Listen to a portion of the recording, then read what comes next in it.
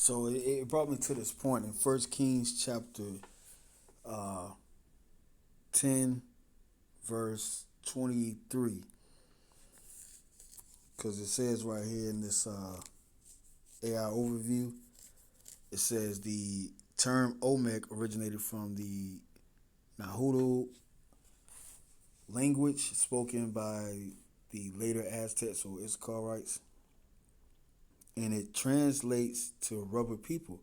This name refers to the significant rubber production and the use of rubber latex from trees found in the region where this ancient Mesoamerican civilization thrived, particularly for crafting balls for their ball game.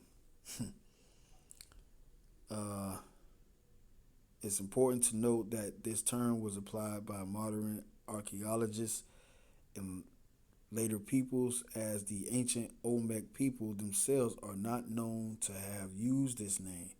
Right, because it was Hamites. Well, we saying it because we know um, this particular so-called mystery. You know, the people of Olmec was the people of Zidon or Sidon, and Tarshish, uh, Hiram, Navy. These were those people.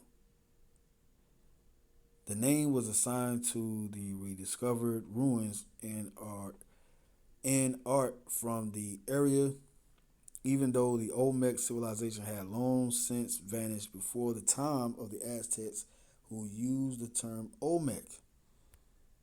Now, the rubber production and the rubber latex from trees found in the region where they made these things out of, the the stone from the volcano or near the volcano, basalt.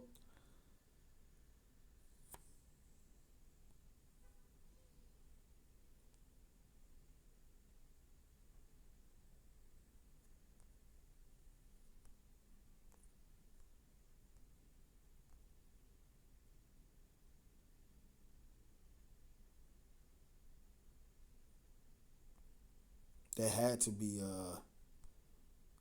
ham. Matter of fact, I'm gonna get this in the First Kings chapter 10, verse 23 on down. How it talks about King Solomon made them bring trees too. It says, well, I'm gonna jump down because we already read this part. Uh, Verse 27, and the king made silver to be in Jerusalem as stones, and cedars made he to be as the sycamore trees that are in the vale for abundance.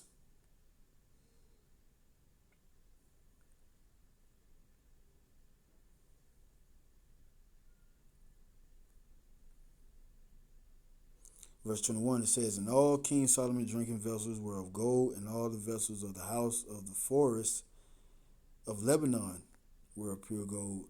None were of silver. It was nothing accounted of in the days of Solomon. For the king had at sea a navy of Tarshish with the navy of Hiram. Once in 3 years came the navy of it's like Tarshish, bringing gold and silver, ivory and apes and peacocks. So King Solomon exceeded all the kings of the earth for riches and for wisdom, and all the earth sought to Solomon to hear his wisdom, which Yahweh had put in his heart.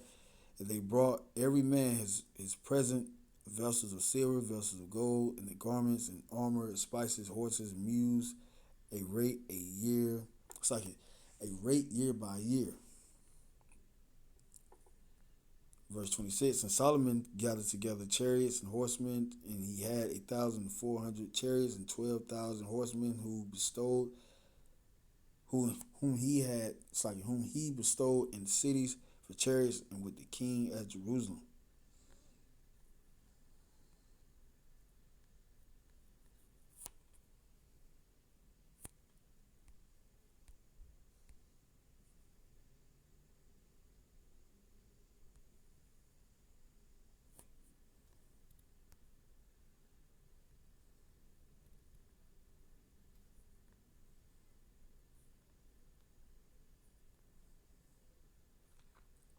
Okay, this is First Kings chapter 9 verse 11.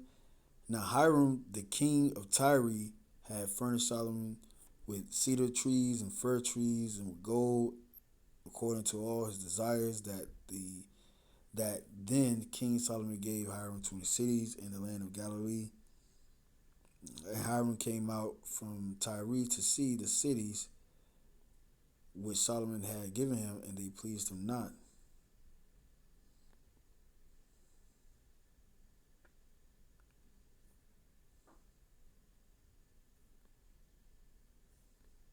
But the point is that the Navy, they dealt with bringing wood to King Solomon too as well,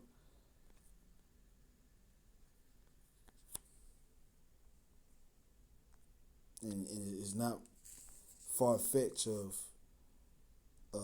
them dealing with trees and being innovative with trees, and what our people said about them, you know, pertaining to their name.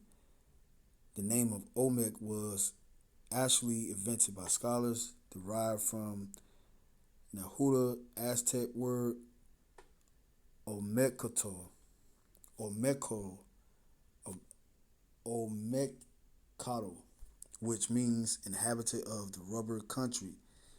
Olmec is a reference to the rubber production in the area where many of the artifacts have been found.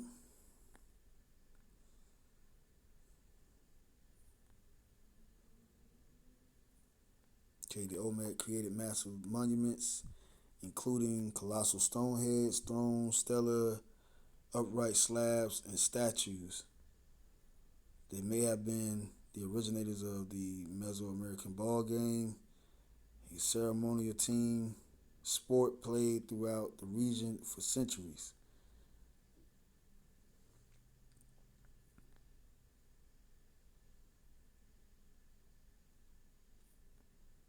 So yeah, the so-called Olmecs, because they don't know uh, the actual ancient name of the Olmec people, but they were of um, Hamite stock, Zidon and the people of Tyrese, Tharsis,